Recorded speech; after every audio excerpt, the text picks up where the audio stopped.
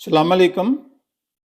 Doctor Narendra Ravi Canada से आपकी खिदमत में हाजिर है।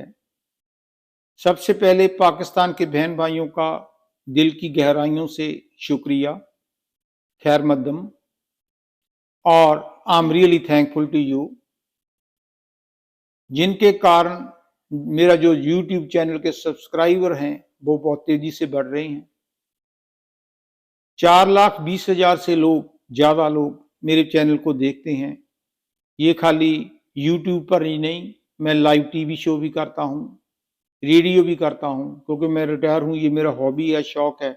मैं कोई लिख कर नहीं लाता, जो अल्लाह खुदा मुझसे कहलाता है बस यही होती है कि किसी को मैं हर्ट ना करूँ। अगर कोई सच्चाई है उसके ऊपर एकदम डट जाऊं। सच्चाई कहने में से डर नहीं, लेकिन किसी को हर्ट करने में मुझे हमेशा डर लगता है। आज का जो टॉपिक है वो है extension of army chief. Pakistan में जब से देश आजाद हुआ है, पाकिस्तान आजाद हुआ 1947 से लेकर आज तक, जो रियल पावर है कंट्री की वो आर्मी के पास है। आर्मी का जो चीफ होता है वही सरकार को कंट्रोल करता है, वही अदलिया को कंट्रोल करता है, वही ब्यूरोक्रेट्स को कंट्रोल करता है, वही पुलिस को कंट्रोल करता है। हालांकि देखने में सभी इंडिपेंडेंट हैं, लेकिन प्रैक्टिकली डंडे का जोर है, बंदूक का जोर है, जो तोपों का जोर है। डंडे के आगे सभी झुक जाते हैं। इसी तरह सरकारें भी झुकती हैं, अदलिया भी झुकती है, सभी को झुकते हैं। लेकिन पिछले 10 सालों में पाकिस्तान में एक ट्रेजेडी है कि अदलिया ने भी अपना सर उठाना शुरू कर दिया।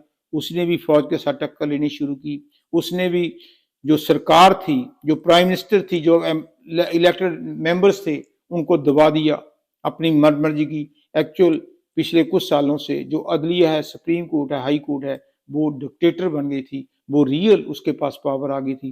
फौज भी पीछे हटने लगी थी, फौज की भी नहीं चलती थी। वो बोल्ड होने लगी थी, मनमर्जी के फैसले करती थी, मनमर्जी के गलत फैसले करती थी।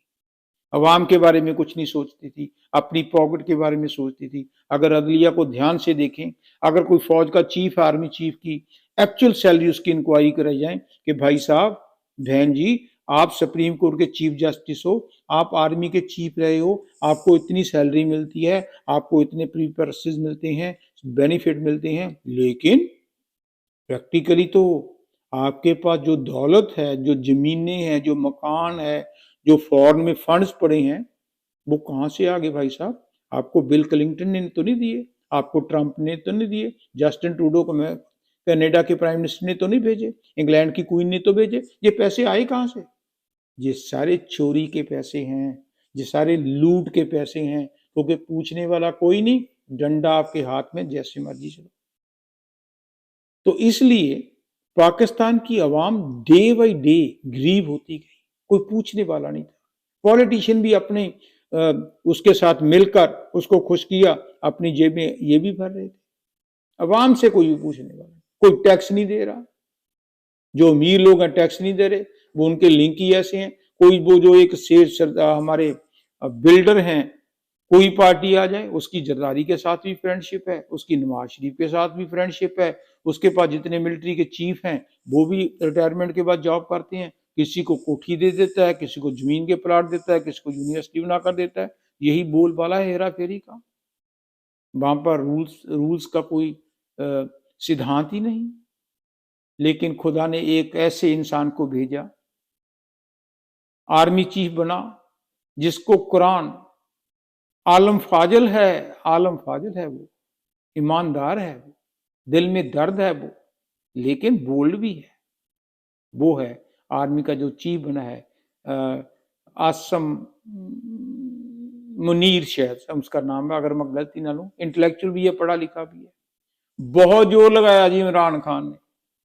वो जो आईएसआई का जो चीफ है, जो फैज, उसने कई किस्म के पापड़ बेले कि इसको नहीं बनने देना, क्योंकि ये ऑनेस्ट, अगर ये बन गया तो मेरी तो कहानी खत्म हो जाएगी।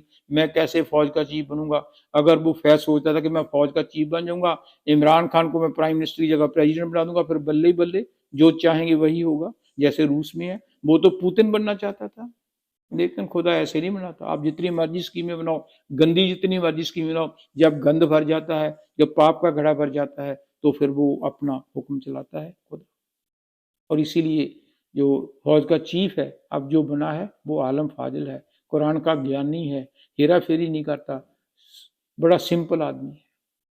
अब क्योंकि उसकी जो मुलाजमत थी, रिटायरमेंट थी, वो 3 साल कॉन्स्टिट्यूशन में है, तब ये सरकार भी जागी कि ऐसे काम नहीं चलेगा, अगर 3 साल के बाद होगा कोई आएगा फिर हमारी रफड़ा पड़ेगा। तो उन्होंने कॉन्स्टिट्यूशन में अमेंड करके जो आर्मी चीफ की मियाद है वो 5 साल की कर दी कि एक बार जो लग गया 5 साल होगा।